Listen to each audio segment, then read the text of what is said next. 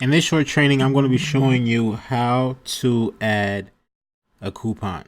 So under the coupons, you go ahead and hit add a coupon. Here you'll be able to add the name, the coupon code that you want them to use on the page. So let's just say this is just, it's called Happy New Year. The coupon code is called HPP or Happy New Year. You can the expiry date would be, let's say, 7-8 days from now. You can either do a percentage or a fixed amount.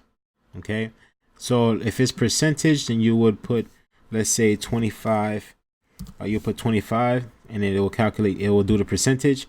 If it's a fixed amount, you just leave it at $25 and it will calculate that as well.